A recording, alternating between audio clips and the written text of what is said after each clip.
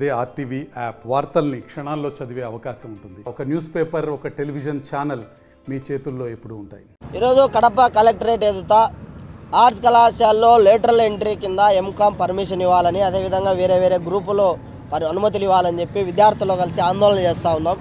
మరి ఇవాళ యోగవేమన యూనివర్సిటీ అధికారులు, అదేవిధంగా ప్రభుత్వ విద్యాశాఖ మంత్రి నారా లోకేష్ గారు ఏవైతే నిబంధనలు ఇచ్చారో, ఏవైతే వారు ఆదేశాలు జారీ చేశారో అలాంటి ఆదేశాలను ప్రభుత్వ కళాశాలలోనే సాక్షాత్తు అమలు కావడం లేదు. విద్యాశాఖ మంత్రి గారు కళ్ళు తెరిచి చూడాలని చెప్పి all India student federation Kadapa జిల్లా సమితిగా ఫస్ట్ డిమాండ్ చేస్తూ ఉన్నాం.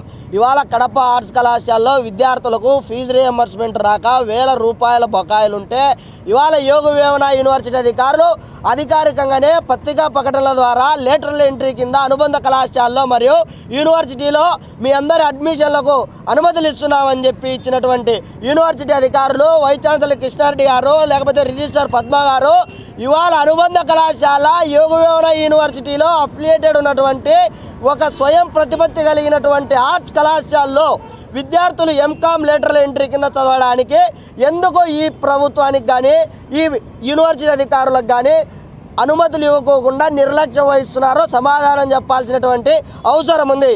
ఇవాళ ఇదే ఆర్ట్స్ కాలేజీలో లెక్చరర్ నుండి, తరగతి గదులు నుండి, ఎక్విప్మెంట్ ఉండి అన్ని రకాల సదుపాయాలుంటే పేద విద్యార్థుల పట్ల చిన్నపు చూస్తున్నటువంటి కె కృష్ణారెడ్డి ఎందుకు ఇంత నిర్లక్ష్యంగా ఉన్నారో చెప్పాల్సినటువంటి అవసరం ఉంది.